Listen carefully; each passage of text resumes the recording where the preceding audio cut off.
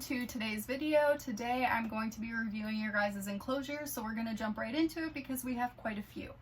So we're starting off today with Alex Ryan, and we are looking at a carpet python enclosure, and the carpet python is beautiful.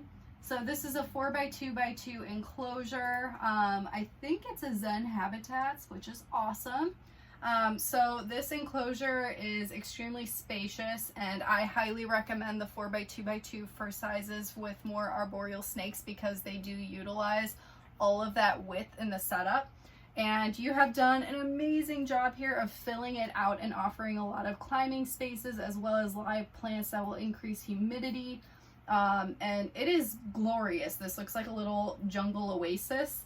I don't have anything to add to this. This is perfect. This is an amazing setup, and I love what you've done with it. Next one is JP's Lizards. You're looking at a leaf-tail gecko enclosure. So this looks beautiful. Like we have an Exoterra here. I'm guessing it's an 18 by 18 by 24, which is very spacious for a leaf-tail gecko. We got lots of live plants, different hiding places.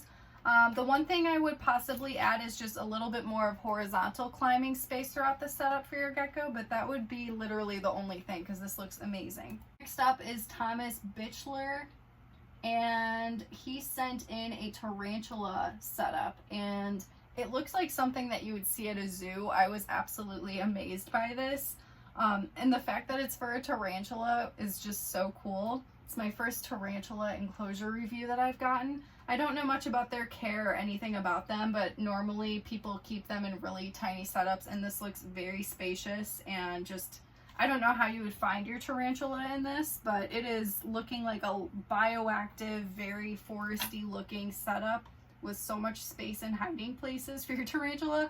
So I am so happy to share this because I think that it is glorious, and I would love to see more people that keep tarantulas do setups like this.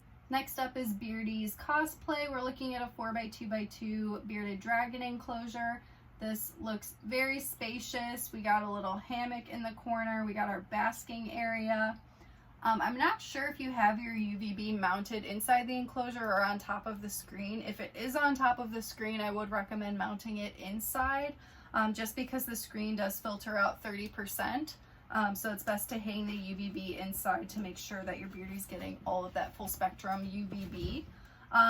It looks really good. I would maybe add maybe more climbing features, just more things for your Beardy to bask on. Looks like you have a little hide. Something you may like is the Zen Cave from Zen Habitats. It functions as a really nice basking area as well as a hide underneath of it. And then you can take the pieces of cork bark and put it on top of the basking area too and connect it. I think that would also help fill out the enclosure a bit. Next up is Aaron's Critters. We are looking at a baby rhino rat snake enclosure. And I am not too familiar with rat snakes. I know the rhino rat snakes are a little bit more arboreal, so this does look like more of an arboreal setup. With little hiding places and crevices and things to climb on. We got a live plant in the back. So it's looking very humid and really good in here. I would possibly add more branches if possible. It does look pretty filled out though. So I don't know if you can. Maybe a couple more branches. Maybe, no, we already have leaf litter, so I can't even add that. But this looks like a really good setup. Next up we have Lisa Mihatovic. Hopefully I said that correctly. And we are looking at, you know what?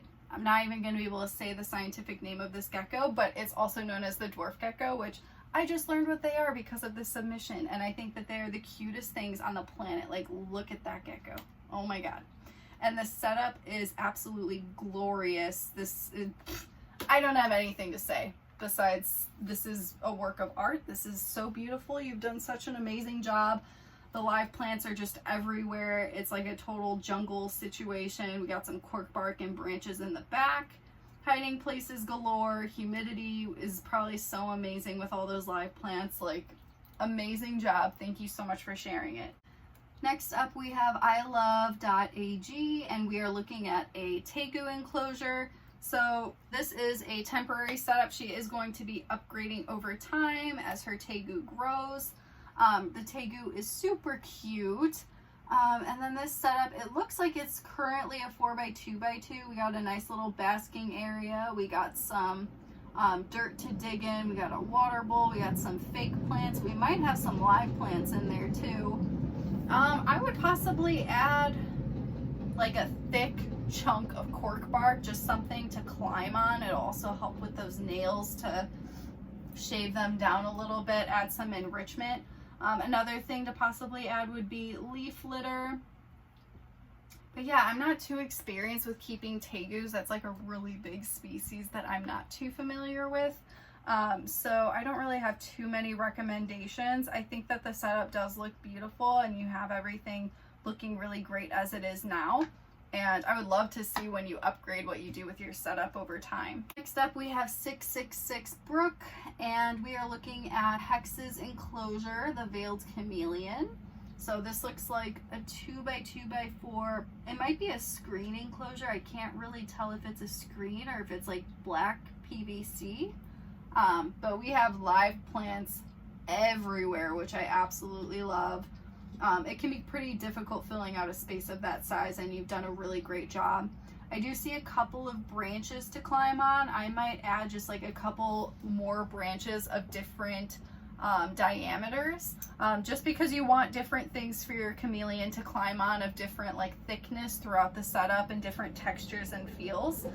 Something I really like for chameleons is the jungle wood from Josh's Frogs. That would be something to check out for your veiled chameleon in this setup.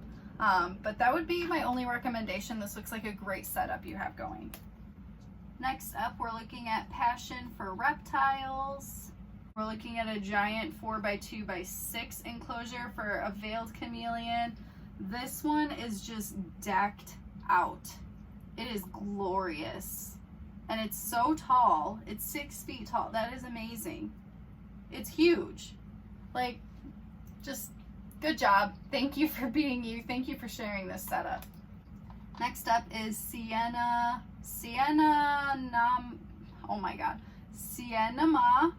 Marie. I probably said that so wrong. I'm sorry. And we are looking at a gecko enclosure for Mango the leopard gecko. I'm not sure what size enclosure this is, but you've done a really good job at filling it out. So I really like that. Like, we have all the proper hides and things going on. I would possibly just recommend to upgrade to a larger enclosure over time and just give your gecko more space. I'm not sure exactly what size this is. It does look like it can be suitable, but I would recommend to go even larger if you have the space. Another one from Thomas Bitchler, who sent the tarantula. He also sent me this musk turtle enclosure, and I just had to include it in today's video because the setup is like the most glorious thing I've ever seen from a turtle enclosure. Like, I wish that you could set up my turtle enclosure because like that tank is just supreme looking and beautiful. Next up, we have the Oasis Creatures, and we are looking at a leopard gecko enclosure. This one looks very, very spacious, which I love. We have a very cute, happy looking leopard gecko. We have everything here that we need. We have all these different textures and feels for enrichment. Just, this is what I love seeing for leopard geckos. Next up is Petty. We are looking at a corn snake enclosure, and she is going to be upgrading over time. This is her baby corn snake currently. I'm not sure what size enclosure this is, but it still looks very spacious even if you have a baby right now. We have the warm and cool hide, we have a water bowl, we have some substrate, we have different textures and feels. It's looking really good. I like this setup.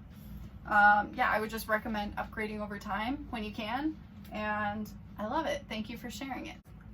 Next up, we have Kyrix.static, and we are looking at a ball python enclosure. It looks like a 4x2x2 enclosure, which is very spacious. We have the proper hides. We have a nice substrate that can retain moisture. We have the water bowl. I would possibly just add more climbing features because ball pythons will surprisingly climb a lot. They are semi-arboreal, so I think that that would be a great thing to offer. I would also add some leaf litter to your substrate. I think it would just make it look a little bit more naturalistic. But yeah, you're doing a great job too. I love seeing all of these happy enclosures. Next one up is Rena Desu, and we are looking at an enclosure for a banana ball python. It looks like a 4x2x2 enclosure. The background is stunning. I don't know if you made that yourself or what, but that is so cool. Ball python is adorable. Looks like a very spacious setup.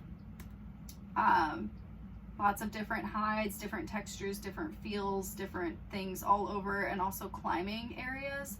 So yeah, it also is really cool because the background has like ledges and things. And what's really cool about having backgrounds like that is that your snake will like crawl through all of it. It's so crazy how they can like use their muscles to attach to like the sides of buildings and things. And they will do that with backgrounds like this.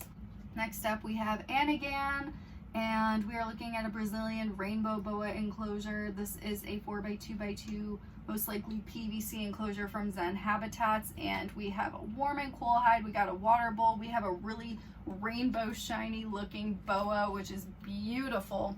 So something that I would recommend for this enclosure is to add climbing features wherever you can. Fill in all of that height that you have in this setup, because they actually are semi-arboreal as well and they love climbing. So that would be something that I would recommend adding. If you are struggling with humidity at all, having some live plants in there will also be good. It may get trampled by your snake. There is a possibility, but if you're willing to risk it, it would look really nice in this setup. I would love to see some background situation going on, maybe put some plants along the back. But yeah, just different things for enrichment and different things to really utilize that height, I think would be amazing for your boa. Next up we have MJ Exotics, and this is like one of my favorite enclosures and animal of all time. This is her water dragon enclosure, and it is the coolest thing in existence. Like, look at this setup. It looks like it has all of these different features in it. The whole bottom is completely aquatic, and she has fish in there, so the water dragon can swim whenever she wants to. And then there is basking platforms all over. It's so spacious. This animal could do whatever her heart desires, and she looks majestic while doing it, because this entire thing is just the most beautiful enclosure to view aesthetically. Like, I love it so much. I was so glad that you shared this for my video, because I cannot get enough of her and this setup. It is amazing. So yeah, those are the setups for today's video. Thank you guys so much for sharing them. I will try and do one of these again soon. I know I always forget to like do these videos, but I'm glad I finally was able to do it again. I feel like I went through pretty quick, because normally I feel like I lag these videos. I wanted to make sure I got all of them in here, but I love seeing your guys' enclosures and getting inspiration. And I love being able to share it with everyone else. So go ahead, leave a comment, let me know what was your favorite enclosure from today's video, and I hope that you guys have a wonderful day, and I will see you guys in the next one.